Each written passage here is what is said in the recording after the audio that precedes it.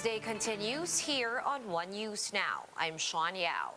The Trade Department is calling on the IATF to allow indoor dining and personal care services under the extended modified ECQ. In today's Laging Handa briefing, Trade Undersecretary Ruth Castelos said they have suggested to open up dine-in at restaurants at a 10% capacity and hair care services at a 50% capacity.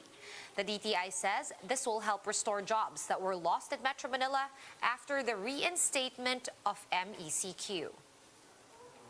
Personal care services pa lang actually talagang pinupush yan ni Secretary Lopez. We have around 400,000 workers dito sa industry na to. Yan pa lang yung salons and barbershops. Hindi pa kasama yung mga spa, yung mga nail spa or mga massage. Yun pa lang pinag-uusapan natin na paggupit or yung hair care muna, 400,000 na yung madadagdag natin doon sa makakabalik sa employment nila, Yusek. And then the restaurants also, recommendation rin ni Secretary Lopez na i-allow yung dine-in pero at a small percentage lang dahil syempre iba rin yung impact iba rin yung effect ng indoor dahil mas mataas yung risk natin pagka nasa loob tayo ng air-conditioned room na walang hangin or wala masyadong ventilation. The Health Department reported more than 8,200 new COVID-19 cases on Thursday. And this has brought the total caseload to over 1,028,000, almost 70,000 of which are still active. The death toll has climbed to 17,000, with an additional 114 fatalities confirmed today.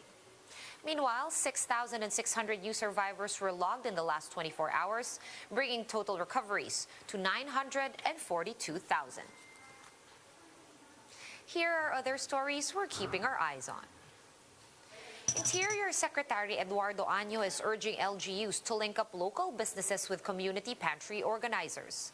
Año says the emergence of pantries may help businesses bounce back from their losses if they are tapped as producers or sources of supplies. Malacanang spokesperson Harry Roque reported that at least 1.5 million more doses of Sinovac vaccines are expected to arrive in the Philippines on May 7th. This shipment will bring the total number of jabs received from the Chinese developer to 5 million. And the Philippine Postal Corporation has launched the Battle of Mactan stamps for the 500-year anniversary of Lapu-Lapu's victory against Ferdinand Magellan. The commemorative postage stamps are now available at the Manila Central Post Office and other select offices.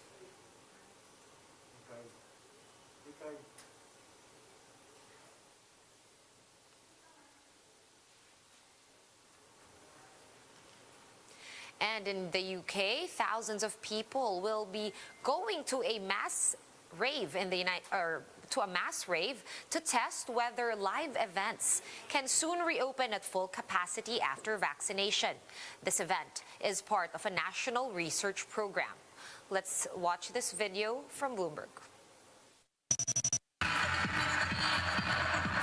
To move forward and look forward to life beyond June the 21st is it's extremely exciting. The DJs, the artists, the people who work behind the scenes, everybody just wants to get back to work and become self-sufficient again.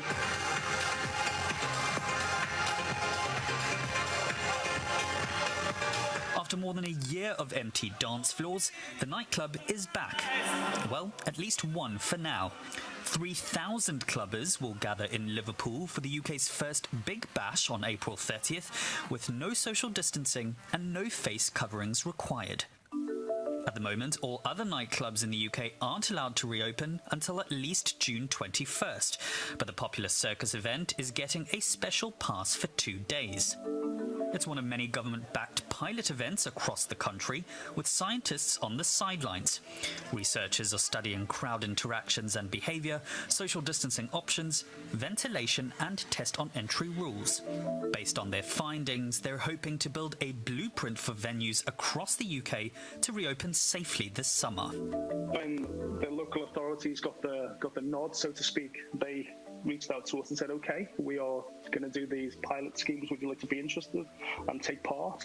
Myself and my business partner, Richard, was up for a challenge, said, okay, let's do this. And we understood it was going to be like an enormous responsibility and, of course, an enormous honour. For this event, ravers have to test negative for COVID using a lateral flow test. They're required to do this the day before at designated centres. Researchers are also asking them to take a PCR test on the day and again 5 days later, but this isn't mandatory. With the exception of the additional protocol to get your tickets and your lateral flow test, once you are over the threshold into our events, the whole point of it is that it's pre-COVID times as such, which is the most exciting part of it, and also, I would say, daunting part of it in a lot of ways. Nighttime businesses like clubs have been among the hardest hit by COVID and certainly the slowest to recover. Many businesses are gone for good and others are hanging by a thread. Workers, vendors, freelancers and creatives across the scene have suffered enormous financial setbacks. This event is extremely significant for all sorts of reasons. Of course, firstly, it's just the possibility of going back to work for me. Myself, I've not worked or had any sort of income really for 14 months, and I'm certainly not the only one. There's a whole industry in hospitality events, and everyone that has really been left with very, very little. So to be able to get back to work is the main thing.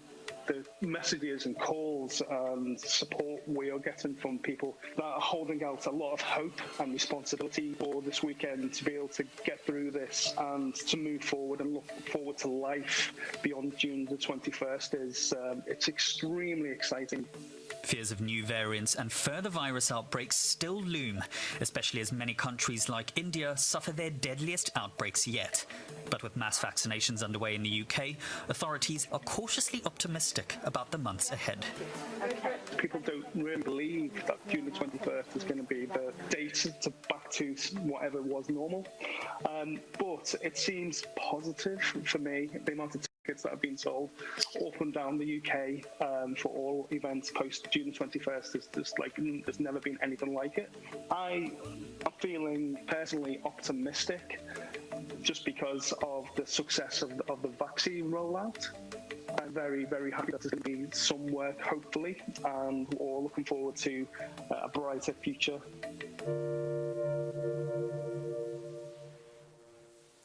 For more updates, visit News 5, The Philippine Star, and Business World online.